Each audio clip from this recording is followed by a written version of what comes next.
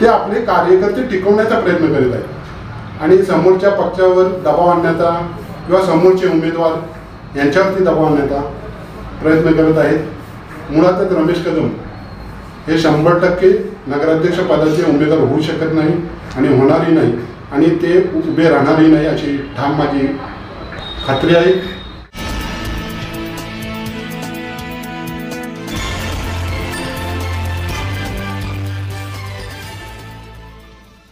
स्थानिक स्वराज्य संस्थेच्या निवडणुका जिल्हा परिषद पंचायत समिती चिपळूण तालुक्यात जिल्हा परिषद पंचायत समितीमध्ये आमची ताकद फार कमी आहे। कार्यकर्ते आहेत, मतदार आहेत, पण ताकद कमी आहे।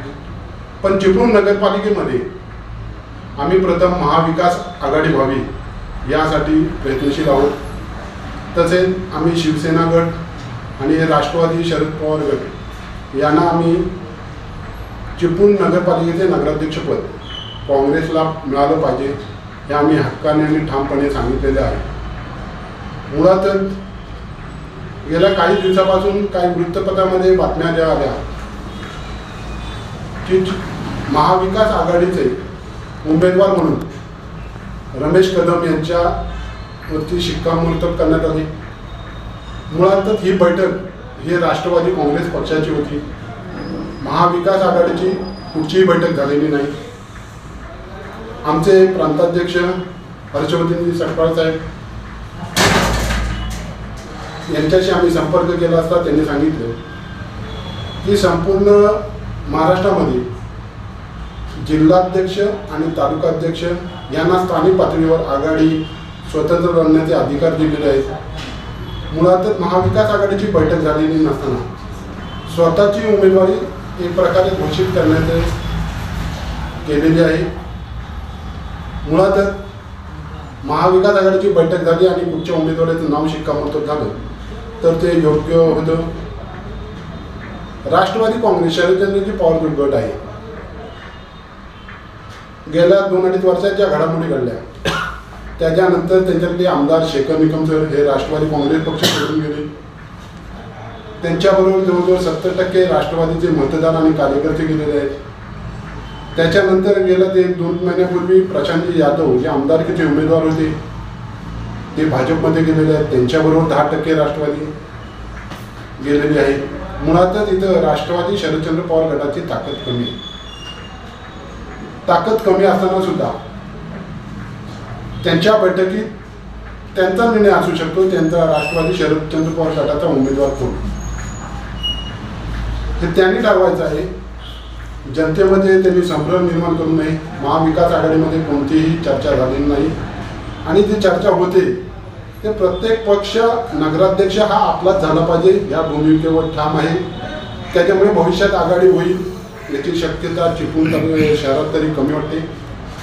मुळातच एक विचार करण्यासारखी गोष्ट आहे की या देशामध्ये सर्वात मोठी निवडणूक म्हणजे लोकशाही। लोकशाहीमध्ये जी निवडणूक होते ती लोकसभेची होती। मुळातच माजी आमदार चिपळूणचे रमेश कदम यांनी MP म्हणजे खासदारकीची निवडणूक लढवली रायगड जिल्ह्यातून। त्यांना लाखो मतं तिथं मिळाली। चिपळूणमध्ये 3दा आमदारकी लढवली, 1दा विजय झाले, 2दा पराभव झाले, 2 वेळा नगरसेवक होते, नगराध्यक्षपद भूषवलं। मुळातच ते काय जे दावा करत आहेत की मी नगराध्यक्ष पदासाठी इच्छुक आहे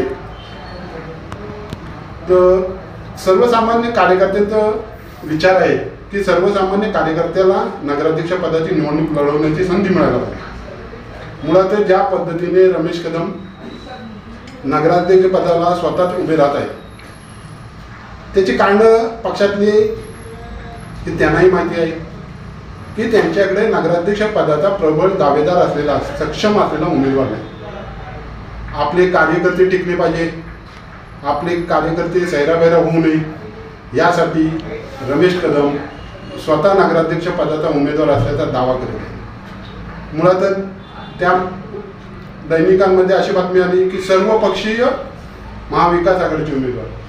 मुळातच रमेश कदम हे पूर्वी काँग्रेसला होते, नंतर ते राष्ट्रवादीत गेले, त्याच्यानंतर ते शेकापमध्ये गेले, त्याच्यानंतर ते पुन्हा राष्ट्रवादीत आले, त्याच्यानंतर काँग्रेसमध्ये आले त्याच्यानंतर भाजपमध्ये ते गेले, भाजपमधून पुन्हा ते शरदचंद्रजी पवार गटाकडे आले आणि आता त्यांची एक 2-3 महिन्यापूर्वी उदय सामंत बरोबर 2 वेळा बैठका झाल्या.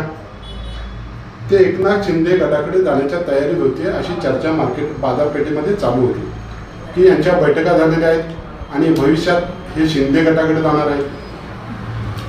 असे असताना स्वतःला उमेदवार म्हणून घोषित नगराध्यक्षता करून ते आपले कार्यकर्ते टिकवण्याचा प्रयत्न करीत आहेत आणि समोरच्या पक्षावर दबाव आणण्याचा किंवा समोरचे उमेदवार यांच्यावरती दबाव आणण्याचा प्रयत्न करत आहेत. मुळातच रमेश कदम हे 100% नगराध्यक्ष पदाचे उमेदवार होऊ शकत नाही आणि होणारही नाही आणि ते उभे राहणारही नाही अशी ठाम माझी खात्री आहे. नगरपालिका निवडणुकीत नगराध्यक्ष हा जनतेतून आहे. जवळजवळ त्यांचं जे वय आहे 75-78. नगरपालिका निवडणूक लागली की एक 14 ते 15 दिवसाची मुदत होती प्रचार करण्यासाठी. आज शहरामध्ये जवळजवळ 25,000 घरं आहेत, शेकडो अपार्टमेंट आहेत. इथपर्यंत नगराध्यक्षाला पोचणं आम्ही असो अन्य कोणी असो सहजासहजी सोपं नाही आणि शक्य नसतं की या 15 दिवसात 25,000 घरापर्यंत पोहोचायचं.